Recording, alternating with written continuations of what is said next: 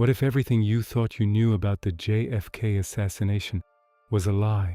Not just the shooter, not just the magic bullet, but the very evidence itself. Because when you look closely, when you really examine the bullets, 3 distinct pieces of metal emerge that simply don't add up. And once you see them, you can't unsee the gaping holes they tear in the official narrative. For decades, the Warren Commission's conclusion has stood firm. Lee Harvey Oswald, acting alone, fired 3 shots from the Texas School Book Depository, killing President John F. Kennedy and injuring Governor John Connally. The linchpin of this entire theory? The bullets. Specifically, 3 bullets.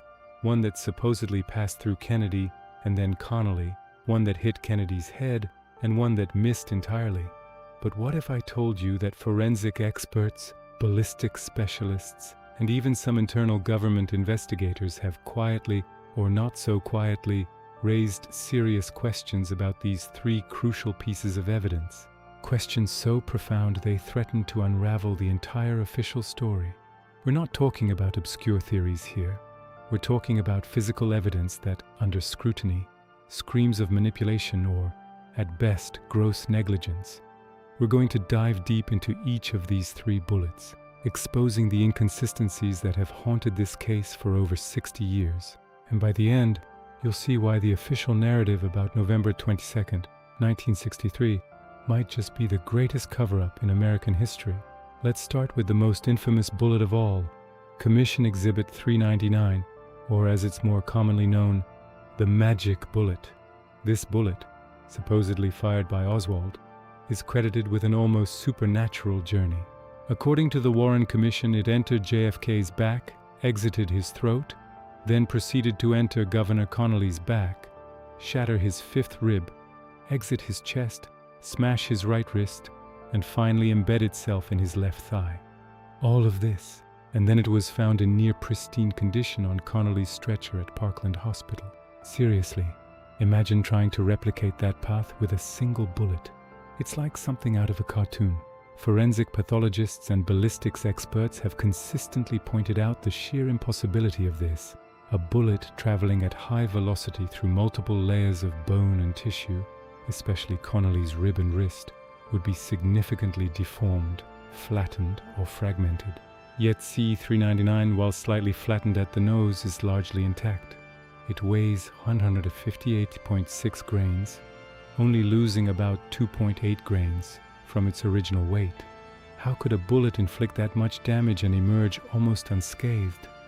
Critics argue that such a bullet would look like a crumpled piece of tin foil, not a perfectly preserved specimen. This bullet, by all accounts, simply does not match the damage it supposedly caused. It's almost as if it was planted. Now, let's move to the second bullet, the one that definitively struck President Kennedy's head. This bullet was catastrophic, causing massive damage and ultimately his death. The official story is that this was also fired by Oswald's Mannlicher Carcano rifle. Here's where it gets even more perplexing. The fragments recovered from Kennedy's head, particularly a large piece found on the floor of the presidential limousine, were meticulously analyzed. But what if those fragments didn't tell the whole story? What if they pointed to another gun entirely? Ballistics analysis relies heavily on rifling marks, the unique grooves a barrel imprints on a bullet. Experts, including Dr. Alfred G. Olivier, who worked for the Armed Forces Institute of Pathology, examined these fragments. While some smaller fragments were deemed consistent with Oswald's rifle, there were persistent questions about the larger pieces. Some analyses suggested a different twist rate in the rifling marks than what would be produced by Oswald's Carcano. The Carcano has a right-hand twist, one turn in 8.66 inches, but some fragments, according to various researchers, seem to suggest a different twist, or at least ambiguous marks that didn't definitively match. This ambiguity, this lack of a perfect match, opens the door to a terrifying possibility. A second shooter, a second bullet from a different weapon, fired from a different location, delivering the fatal blow. The fragments don't scream Oswald alone, they whisper multiple shooters. Ever wonder how YouTube videos get that perfect background music and sound effects that just elevate the content? It's not magic, it's epidemic sound. Seriously, finding royalty-free music that actually sounds good and won't get you copyright strikes can be a nightmare. But with Epidemic Sound, I get access to an insane library of high-quality tracks and sound effects for all my projects. No more endless searching, no more worrying about licenses, just pure, creative freedom. If you're a content creator, a filmmaker, or just someone who loves great music, you need to check them out. The link is in the description. Trust me, your ears and your channel will thank you. Now back to our conspiracy. Finally, let's talk about the third bullet, the one that's supposedly missed. According to the Warren Commission, Oswald's first shot missed the limousine entirely, ricocheted off a nearby curb, and injured bystander James Tague with a tiny fragment. This bullet, or its impact, was crucial for the 3 shots in 6 seconds timeline.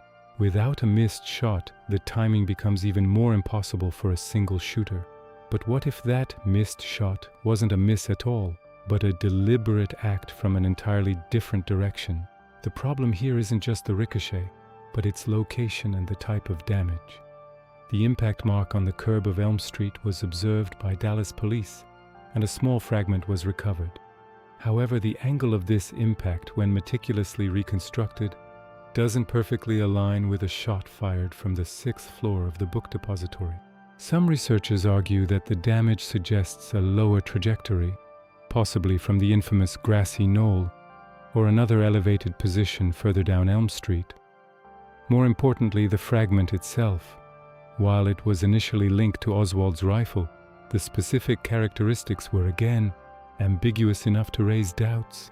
If this was a Carcano bullet, a high-velocity impact with concrete would likely leave a more substantial mark and more identifiable fragments. The small, almost insignificant damage to Tague, combined with the questionable angle of impact, suggests that this missed shot might be a convenient explanation to fit the 3-shot narrative. What if this wasn't a miss from Oswald, but a deliberately placed shot from a different assassin, designed to create chaos or perhaps even a diversion? So let's recap. We have C399, the magic bullet, defying the laws of physics by passing through multiple bodies with minimal deformation.